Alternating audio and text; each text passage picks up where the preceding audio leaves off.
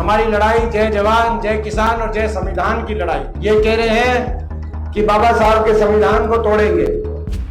जिस संविधान पे बाबा साहब भीमराव अम्बेडकर जी के दस्तखत हैं, जिस संविधान पे हमारे पूर्वज चौधरी रणधीर सिंह जी के दस्तखत हैं, उस संविधान पे तो हम आज भी नहीं आने देंगे, लेकिन तोड़ेंगे तो बीजेपी के घमंड को तोड़ेंगे। कोरोना का जो टीका, किस किस ने कोरोना का टीका लगवाया था भाई, हाथ आके बताइए, कोरोना का टीका कौन कौन लगवाया भाई? देखो 450 करोड़ का चंदा तो आया है, रिकॉर्ड चंदा पता नहीं कितने हजारों करोड़ का दिया था। तो कोरोना के टीके में कमी नहीं थी तो बीजेपी ने चंदा लिया क्यों? और अगर टीके में कमी थी तो हमारे वो टीका लुभाया क्यों? भाई बीजेपी के पास पैसा भी छुट्टी का है, सरकारें भी इनकी है, मीडिया भी इनका है। मेरे पास इनसे लड़ने के लिए कुछ है तो आपका आशीर्वाद है, उसमें कमी मत छोड़ना। देखो मेरे पास तो आपका आशीर्वाद है। ये तो आज गांव ने इतना अच्छा जो मान सम्मान किया है, मैं आपका धन्यवाद करता हूँ। जब भी कभी चुनाव आता है तो चुनाव में जब आपको फैसला तोल के करना होता है तो किसी भी जनप्रतिनिधि को तोलने के दो पैमाने होते हैं, उसका काम और उसका आचरण। आपने जब यहाँ से मुझे मौका दिया था सांसद के रूप में, तो हमारे इस इलाके को आगे लेके जाने के लिए रोहतक को, झज्जर को, पूरे हमारे क्षेत्र को, कि अपने इलाके का नक्शा बदले, विकास के रास्ते पे रोहतक लोकसभा आगे जाए। जो मैंने काम किए थे, चाहे वो पूरे इलाके के हों, 4 लेन हाईवेज हो, 6 लेन हाईवे हो, रेल की लाइन हो, कहीं बहादुरगढ़ मेट्रो आई, कहीं एम्स का अस्पताल आया, नेशनल कैंसर इंस्टीट्यूट आया, कहीं थर्मल के कारखाने आए, चाहे वो अपने गांव की बात हो, गांव में जो जो आपने उस समय कहा, गांव के अस्पताल की बात हो, गांव में जो भी बात मैं नहीं कहना आता, स्टेडियम हो, डिग्गी हो, पीने के पानी की, गांव में उस समय डिग्गी की समस्या थी, और भी जो सारी बातें, तो वो सारे काम भी आपको याद होंगे। और मेरा आचरण भी बचपन से लेकर आज तक, जब मैं छोटा सा था और बालक था तब पहली बार गांव में आया था, तब से लेकर आज तक मेरा आचरण भी आपके बीच में है। मैं आप सबसे ये कहना चाहता हूँ, 36 बिरादरी बराना गांव से, कि काम और आचरण की कसौटी पे आप तोल के फैसला करना, और आपकी आत्मा गवाही दे कि आपका ये बच्चा खरा उतरा है, तो आप मुझे अपना आशीर्वाद देना। मैं तो आज आपको ये कहना चाहता हूँ।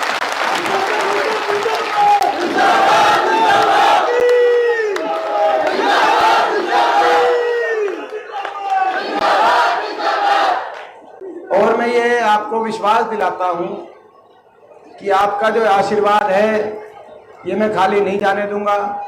आपका आशीर्वाद, आपके आशीर्वाद से दिल्ली पहुंचकर आपके मान सम्मान को मैं देश में ऊपर लेके जाने का काम करूंगा। लेकिन उसके साथ ये आशीर्वाद केवल दिल्ली तक का आशीर्वाद साबित नहीं होगा, ये वाया दिल्ली घूम के चंडीगढ़ जाएगा और बहुत जल्दी हरियाणा में आपकी सरकार बनाने का काम करेगा। ये लड़ाई हरियाणा में अपनी सरकार बनाने की लड़ाई है, क्योंकि हरियाणा प्रदेश का बड़ा नुकसान कर दिया इस सरकार ने। 10 साल की जो खट्टर बीजेपी सरकार रही, आज देश में सबसे ज्यादा बेरोजगारी, हर घर में पढ़े लिखे बच्चों को आज रोजगार नहीं मिल रहा, आज महंगाई की मार हर गरीब परिवार पे, आज नशा इतना बढ़ गया हरियाणा के अंदर, आज ऐसी स्थिति आ गई, अपराध दर बढ़ गया, नौजवान पीढ़ी आज नशे की, अपराध की तरफ, बेरोजगारी की तरफ आ गई। हरियाणा को पटरी से उतार दिया, विकास की पटरी से उतार दिया, और हर वर्ग को अपमानित किया। गरीब की सारी स्कीम खत्म कर दी, ना 100 गज के प्लॉट आए, ना मकान आए गरीब आदमी के। आज हर वर्ग को इस सरकार ने इतना नाराज किया कि बीजेपी को इलेक्शन के बीच में नाराजगी दूर करने के लिए खुद अपना मुख्यमंत्री और उप मुख्यमंत्री के चेहरे बदलने पड़े। आपने देखा, उन्होंने मुख्यमंत्री बदला, उप मुख्यमंत्री बदला, लेकिन उसके बाद भी लगातार विधायक टूट टूट के कांग्रेस पार्टी में शामिल हो रहे हैं। अल्पमत में सरकार आ गई, यानी कि आने वाला समय आपका हरियाणा कोने कोने से आज एक ही आवाज आ रही है, हरियाणा की ये बीजेपी की सरकार जा रही है और हुड्डा साहब के नेतृत्व में कांग्रेस पार्टी की सरकार हरियाणा में आ रही है। लोगों ने बदलाव की तरफ कदम बढ़ा दिए, और उस बदलाव को आगे लेके जाने के लिए ये चुनाव हार जीत का चुनाव नहीं है, इसमें जीत आपकी तय है। मैं आपको पहले इस बात के लेकर, जीत आज कोई संशय नहीं है, मगर कितनी बड़ी जीत होगी हरियाणा में, इस बात का फैसला होगा। जितनी बड़ी जीत होगी उतनी रफ्तार से दिल्ली से चंडीगढ़ जाया जाएगा, इस बात का नहीं। और आपकी सरकार बनते ही हरियाणा में हर वर्ग के लिए, हर वर्ग की खुशहाली के लिए हम काम करेंगे। सबसे पहले बड़े बुजुर्गों को देश में सर्वाधिक 6,000 बुढ़ापा पेंशन बड़े बुजुर्गों की करने का काम करेंगे। और उसके साथ साथ हमारी माताओं और बहनों के लिए, हमारी माताओं और बहनों के लिए एक नई योजना, देश में अपने किस्म की योजना, महालक्ष्मी योजना। क्योंकि महंगाई ज्यादा हो गई, महालक्ष्मी महंगाई बचत योजना में हर घर में एक माता बहन जो घर का काम काज चलाती हो, उस माता बहन की 8,500 रुपए की पेंशन अलग से बनवाने का काम करें। ये अपने आप की अपनी किस्म की योजना, ये बुढ़ापा पेंशन से न्यारी जो है ये एक योजना है। तो ये कांग्रेस पार्टी का घोषणा पत्र में आया है। इसके साथ साथ किसान को MSP गारंटी, कर्मचारी को ओल्ड पेंशन स्कीम, और जो ऐसी समाज के हमारे परिवार हैं उनके जो हमारे समय प्लॉट को 100 गज के प्लॉट की स्कीम आई थी जो बंद हो गई बाद में, 10 साल से किसी को ना प्लॉट मिला ना मकान मिला, तो प्लॉट की स्कीम को भी दोबारा शुरू करेंगे जो रह गए थे, ताकि उनके साथ न्याय हो पाए। और मकान जो है इंदिरा आवास योजना से गरीब को मकान देने का हम काम करेंगे, जो इन्होंने मकान की स्कीम बंद करी इस सरकार ने। और उसके साथ साथ जो हिमाचल प्रदेश और दिल्ली सरकार में जैसे हर बिजली उपभोक्ता को राहत दी गई है, हरियाणा में भी 300 यूनिट बिजली में हम राहत देने का काम करेंगे, ताकि जो बिजली के बिल जो आते हैं। और अग्निवीर योजना, ये जो अग्निवीर योजना फौज की कच्ची भर्ती लेके ये सरकार आई है, ये आप समझते हो कि ये जो है इस सरकार ने जय जवान जय किसान का प्रदेश था, ना जय जवान छोड़ा ना जय किसान छोड़ा, ये अग्निवीर योजना ले आए कच्ची भर्ती। तो ये कच्ची भर्ती फौज की जाएगी और फौज में पक्की भर्ती दोबारा से आएगी। ये हमारी लड़ाई है। हमारी लड़ाई जय जवान जय किसान और जय संविधान की लड़ाई। ये कह रहे हैं कि बाबा साहब के संविधान को तोड़ेंगे, जिस संविधान पे बाबा साहब भीमराव अम्बेडकर जी के दस्तखत हैं, जिस संविधान पे हमारे पूर्वज चौधरी रणधीर सिंह जी के दस्तखत हैं, उस संविधान पे तो हम आज भी नहीं आने देंगे, लेकिन तोड़ेंगे तो बीजेपी के घमंड को तोड़ेंगे। ये हमारा, तो ये लड़ाई हरियाणा को विकास की पटरी पे लेके आने की लड़ाई है। ये लड़ाई बाबा साहब भीमराव अम्बेडकर जी के संविधान को बचाने की लड़ाई है। और ये लड़ाई अपने इलाके में राज लाने की और अपने इलाके को आगे लेके जाने की लड़ाई है। ये पिछले मैं पूरे अपने गांव से यही कहना चाहता हूँ, भाई इनसे बीजेपी से हम लड़ाई लड़ रहे हैं। बीजेपी के पास बहुत शातिर ताकतें हैं, इनके पास सरकारें हैं, इनके पास बीजेपी के पास मीडिया भी इन्हीं का है, पैसा भी छुट्टी का। बीजेपी के पास पैसे की भी कोई कमी नहीं। आपने देखा देश में कोई ऐसी कंपनी नहीं जिससे चंदा इन्होंने बीजेपी ने नहीं लिया हो। इतनी लूट मचा दी कि जो गौ कशी की कंपनी थी उससे भी चंदा ले लिया। और यहाँ तक कि जो कोरोना का टीका लुभाने वाली कंपनी थी उससे भी चंदा ले लिया, 450 करोड़ का चंदा।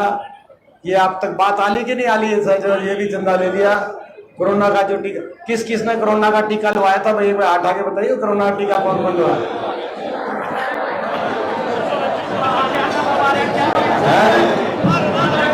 कोई बात नहीं, कोई शर्माने वाली बात नहीं, मैंने भी लुभा लिया था।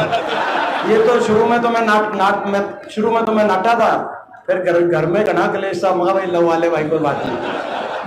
तो 3 वाली है। मैंने तो दूसरे के बाद हाथ जोड़ लिया भाई। तो ये बाद में मेरा पट्टा कि भाई देखो 450 करोड़ का चंदा तो आया है, रिकॉर्ड चंदा पता नहीं कितने हजारों करोड़ का दिया था।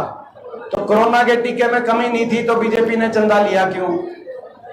और अगर टीके में कमी थी तो हमारे वो टीका लुभाया क्यों? ठीक बात है ना। तो ये तो खैर इन्होंने ऐसी लूट मचाई, कोई बचा नहीं जिससे चंदा लिया, बहुत पैसा। हरियाणा में इतना भ्रष्टाचार कर दिया है, गठबंधन का जैसे ही टूटा गठबंधन, बीजेपी कह रही है कि दुष्यंत चौटाला के घोटालों की जांच कराएंगे। दुष्यंत चौटाला बता रहा है कि बीजेपी के घोटालों के राज बताएंगे। बताओ तो बताओ, 5 साल तक लूट गए और भाई, और रोहतक में कौन खा गया वो मेरे को आपको बताने की जरूरत नहीं। वो तो हमारे जो उम्मीदवार हैं उन्होंने ये बता दिया कि भाई रोहतक में 300 करोड़ अमृत योजना के पूर्व कौन से पूर्व मंत्री थे रोहतक में जो सारे खा के वही